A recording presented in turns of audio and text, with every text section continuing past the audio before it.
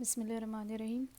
Students, आज हमारा next topic है मोलैरिटी के बाद कंसंट्रेशन यूनिट्स हमने स्टडी किए, दो थे परसेंटेज एंड मोलैरिटी। आज हमारा नेक्स्ट टॉपिक है डाइल्यूशन ऑफ सॉल्यूशन, पेज 103। ये बेसिकली प्रैक्टिकल बेस्ड है, ठीक है। इसकी प्रैक्टिकल के थ्रू जो है एक्सपेरिमेंटेशन पे इसकी थेरी सारी बेस करती है, इसकी अंडरस्टैंडिंग डाइल्यूशन ऑफ सॉल्यूशन। थोड़ा सा इंट्रोडक्शन में दे देती हूँ, फिर इसका न्यूमेरिकल करवाऊंगी जो कि है न्यूमेरिकल नंबर एक्सरसाइज का आपका न्यूमेरिकल है स्मार्ट सिलेबस में, न्यूमेरिकल नंबर 6, ठीक है।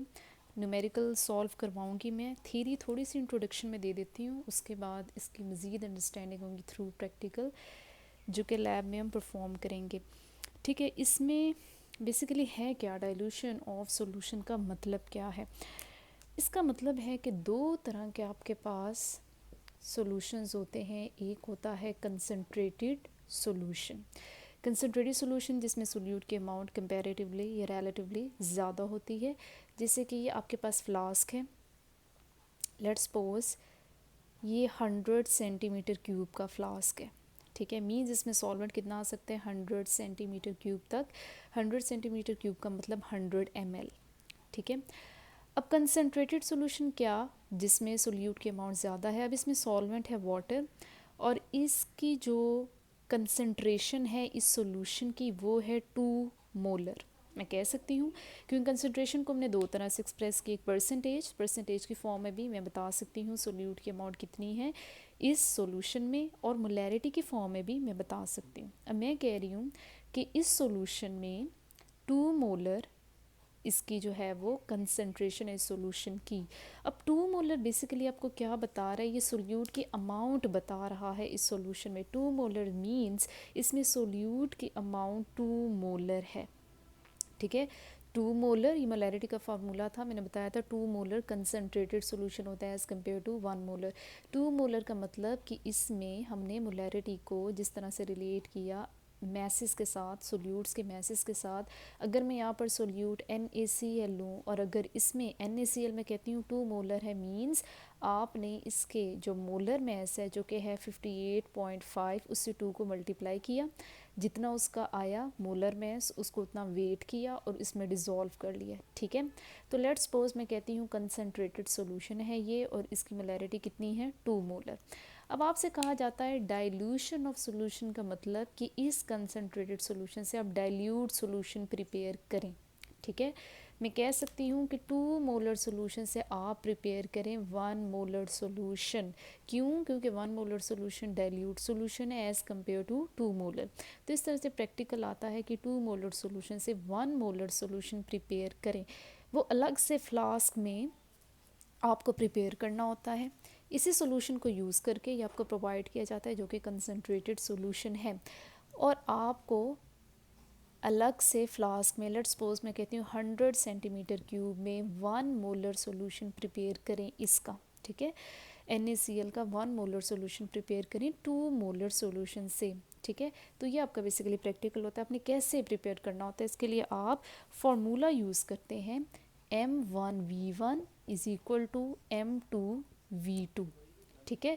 ये आपके पास फार्मूला है जो कि न्यूमेरिकल में यूज़ होगा। न्यूमेरिकल में आपको तीनों वैल्यूज़ दी होती हैं, M1 की, M2 की, V2 की, आपको वैल्यू निकालनी होती है V1 की, ठीक है। तो बेसिकली ये है क्या, ज़रा थोड़ा सा इस फार्मूले को मैं समझाती हूँ, फिर न्यूमेरिकल करेंगे कि किस तरह से आपने प्रिपेयर करना है dilute solution by using this formula. इसमें देखें, ये जो है बेसिकली ये कंसंट्रेटेड सॉल्यूशन के लिए है and this one is for dilute solution. अब M1 this is the molarity of concentrated solution, कितनी थी, 2 मोलर, ठीक है। मल्टीप्लाई बाय V1 आपको गिवन नहीं होता, V1 बेसिकली वॉल्यूम है कंसंट्रेटेड सॉल्यूशन का। अब M2 डाइल्यूट सॉल्यूशन जो कि आपको प्रिपेयर करना है, कितना आपको कहा गया प्रिपेयर करने के लिए, मोलैरिटी कितनी बताई, 1 मोलर, और वॉल्यूम कितना बताया, कितने वॉल्यूम, फ्लास्क का कितना वॉल्यूम था जिसमें आपने प्रिपेयर करना है 100 सेंटीमीटर क्यूब, ठीक है। अब इसमें आपको V1 फाइंड करना होता है। V1 का बेसिकली मतलब क्या है कि वही कंसंट्रेटेड सॉल्यूशन की जो फ्लास्क थी उसमें से आपको कितना वॉल्यूम चाहिए, उसी में से आप वॉल्यूम लेंगे with the help of pipette, एक इंस्ट्रूमेंट है जिससे आप सक करते हैं थ्रू शक्कर, ठीक है। शक्कर के थ्रू आप उसी फ्लास्क जो कंसंट्रेटेड सॉल्यूशन की फ्लास्क थी उसमें से कितना वॉल्यूम लेंगे, ठीक है, और 100 सेंटीमीटर क्यूब ऑफ फ्लास्क में आप वो डालोगे वॉल्यूम, पिपिट आउट करोगे और उसके अंदर मज़ीद सॉल्वेंट ऐड कर देंगे, ठीक है। जितनी वो फ्लास्क है उतना सॉल्वेंट एक पॉइंट तक आप ऐड करोगे, वो आपके पास क्या बन जाएगा, डाइल्यूट सॉल्यूशन, ठीक है। ये बेसिकली प्रैक्टिकल है, प्रैक्टिकल के थ्रू ज़्यादा अंडरस्टैंडिंग होगी। तो बेसिकली अपने V1 फाइंड करना होता है तो क्या करेंगे, 1 मल्टीप्लाई बाय 100 डिवाइडेड बाय 2। तो इस तरह बेसिकली ये प्रैक्टिकल्स होते हैं। तो इसमें फिर इसका जो आंसर आता है उतना वॉल्यूम जो है आपने लेना होता है,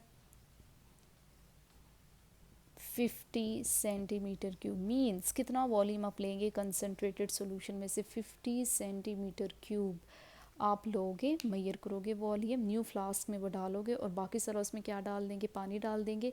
तो जब आप दोनों को कंपैरिजन करोगे तो आपके पास एक कंसनट्रेटेड सॉल्यूशन होगा और एक क्या होगा, डाइल्यूट। अब एक न्यूमेरिकल करते हैं इसी फार्मूला को यूज़ करते हुए, जो कि है न्यूमेरिकल नंबर 6 आपकी एक्सरसाइज का न्यूमेरिकल नंबर 6 पेज 112। उसमें देखें आपके पास है 12 मोलर H2SO4 सोल्यूशन आपके पास कौन सा है, सल्फ्यूरिक एसिड का सोल्यूशन है। मोलैरिटी देखें कितनी है, 12 मोलर, मीन्स ये M1 है, ठीक है। ये कंसनट्रेटेड सोल्यूशन की पहले बात हो रही है, 12 मोलर। तो कंसनट्रेटेड सोल्यूशन की मोलैरिटी कितनी है, 12। V1 आपने फाइंड करना होता है।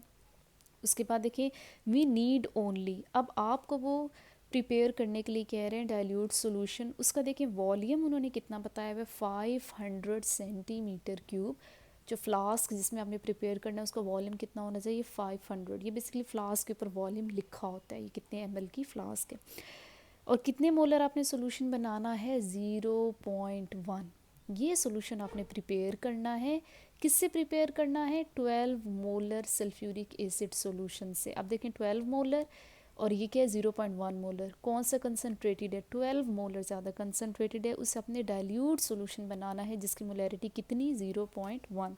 सिंपल इससे आप V1 फाइंड कर लेंगे, V1 0.1 multiply by 500 divided by 12 और इससे आपके पास आंसर आएगा सेंटीमीटर क्यूब में। This is your answer and this is your numerical, जो कि स्मार्ट सिलेबस में न्यूमेरिकल नंबर 6 2 ही न्यूमेरिकल्स हैं, न्यूमेरिकल नंबर 2 एंड 6, जो कि आपने नोटबुक्स पे करनी है, प्लस साथ उनकी एग्जाम्पल्स भी करनी है। एग्जाम्पल जो आपने नोटबुक पे करनी है वो है एग्जाम्पल आपके पास 6.2 6.3, मोलैरिटी की 2 एग्जाम्पल्स हैं और परसेंटेज की एक एग्जाम्पल है 6.1। उसके बाद आपका छोटा सा टॉपिक है जहाँ तक आपका सिलेबस स्मार्ट सिलेबस के मुताबिक ये चैप्टर कंप्लीट होता है, दिस इज़ सोलबिलिटी। बहुत ही आसान सोलबिलिटी, सोलबिलिटी नेम से पता चल रहा है सोलबिलिटी क्या है। ये है आपके पास एक beaker and this is water, इसमें आपने लेट्स सपोज सोल्यूट ऐड किया शुगर, ठीक है। अब आपने बनाना है सेचूरेटेड सोल्यूशन। सेचूरेटेड सोल्यूशन क्या होता है, जितनी वाटर की कैपेसिटी है सोल्यूट को डिज़ोल्व करने की उतना सोल्यूट आप इसमें ऐड कर दो, ठीक है। जब उतनी शुगर आप ऐड कर दोगे जितनी इसकी कैपेसिटी है शुगर को डिज़ोल्व करने की, तो अब ये इसमें शुगर की कंसंट्रेशन क्या कहलाएगी, सोलबिलिटी, ठीक है। एक सेचूरेटेड सॉल्यूशन में, यह आपने सेचूरेटेड सॉल्यूशन प्रिपेयर किया, सेचूरेटेड सॉल्यूशन में सोल्यूट की अमाउंट, इसकी जो अमाउंट है जितनी भी आपने ऐड की है उस अमाउंट को बेसिकली हम क्या कहते हैं, सोलबिलिटी। सो बेसिकली सोलबिलिटी क्या है, द अमाउंट ऑफ, इसमें आप क्या कहोगे, द अमाउंट ऑफ जो सोलबिलिटी है सोल्यूट की, the concentration of saturated solution, ठीक है। सेचूरेटेड सॉल्यूशन में जो कंसंट्रेशन है, कंसंट्रेशन बेसिकली क्या होती है, अमाउंट, सोल्यूट की अमाउंट कितनी है, ठीक है। तो सेचूरेटेड सॉल्यूशन में जो बेसिकली कंसंट्रेशन है उसको आप क्या कहते हैं, सोलबिलिटी ऑफ द सोल्यूट, ठीक है। तो सोलबिलिटी बेसिकली क्या है, अमाउंट ऑफ जितनी भी कंसंट्रेशन है सोल्यूट की in a saturated solution, this is termed as solubility, ठीक है। इसमें सॉल्वेंट की कैपेसिटी पूरी हो जाती है सोल्यूट को डिज़ोल्व करने की। अब कौन से फैक्टर्स हैं सोलबिलिटी के जो कि असरअंदाज होंगे सोलबिलिटी पे, एक फैक्टर की एक्सप्लेनेशन है आपके स्मार्ट सिलेबस में जो कि है लाइक, डिज़ोल्व, लाइक। अब इसका मतलब क्या है, like, dissolve, like. Like means एक जैसी नेचर के कंपाउंड्स, ठीक है। सोल्यूट तभी सॉल्वेंट में मिक्स होगा जब सोल्यूट और सॉल्वेंट के नेचर जो है, केमिकल बॉन्ड्स की जो नेचर है वो क्या होगी, सेम। जैसे कि दो तरह के मैं आपको केमिकल बॉन्ड्स बताती हूँ। नंबर 1 आयनिक कंपाउंड्स, ठीक है। कुछ सोल्यूट्स जो हैं वो आयनिक कंपाउंड्स होंगे, जैसे कि मैं एग्जांपल लेती हूँ NaCl की, ठीक है, आयनिक कंपाउंड्स। इसके अलावा दूसरी एग्जांपल है मेरे पास अल्कोहल की, और ये एग्जांपल है पोलर कोवलेंट कंपाउंड, ठीक है। अब देखिए इन दोनों की नेचर, केमिकल बॉन्ड्स देखिए, आयनिक कंपाउंड में केमिकल बॉन्ड है आयनिक बॉन्ड, ठीक है। और ऐसे कंपाउंड्स में पॉजिटिव और नेगेटिव आयंस होते हैं, मीन चार्जेस होते हैं। इसी तरह polar covalent compound, covalent compounds की दो टाइप्स हैं, पोलर है नॉन पोलर। पोलर वो हैं जिनमें पार्शियल पॉजिटिव और पार्शियल नेगेटिव चार्जेस होते हैं, दो पोल्स होते हैं, पार्शियल पॉजिटिव पार्शियल नेगेटिव। तो देखा जाए तो दोनों की तकरीबन हम कहते हैं नेचर सेम है। केमिकल बॉन्ड्स की नेचर तो सेम नहीं है, मीन्स दोनों में चार्जेस हैं पॉजिटिव नेगेटिव, पार्शियल नेगेटिव।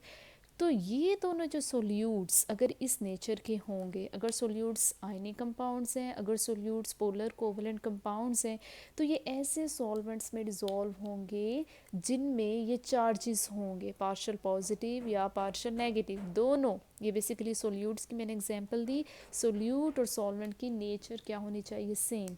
अब ये किस में डिज़ोल्व होंगे, only and only polar solvents में। पोलर सॉल्वेंट्स जिनमें पार्शियल पॉजिटिव और पार्शियल नेगेटिव चार्ज होगा, देखिए नेचर सेम होगी, ठीक है।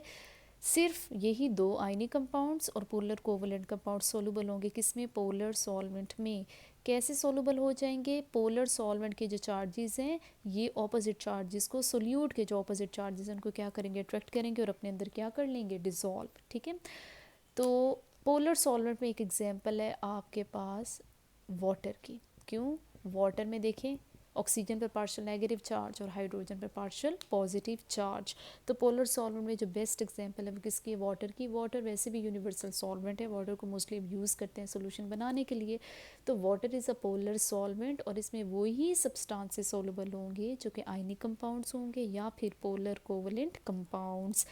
अब उसके बाद जो एक टाइप रहेगी सोल्यूट्स की वो क्या है, नॉन पोलर कोवलेंट कंपाउंड्स, ठीक है। कोवलेंट कंपाउंड्स की दो टाइप्स हैं, पोलर हो गई। अब नॉन पोलर कोवलेंट कंपाउंड्स क्या होते हैं, जिन पे कोई चार्जेस नहीं होते, partial positive partial negative charges नहीं है, तो ये कभी भी पोलर सॉल्वेंट्स में डिज़ोल्व नहीं होंगे, right. Non polar covalent compound सिर्फ और सिर्फ सॉल्युबल होंगे किसमें, नॉन पोलर सॉल्वेंट्स में। नॉन पोलर सॉल्वेंट्स कौन से, मैं दो एग्जांपल्स दूंगी। एक एग्जांपल है ईथर की, एक एग्जांपल है कार्बन टेट्राक्लोराइड की।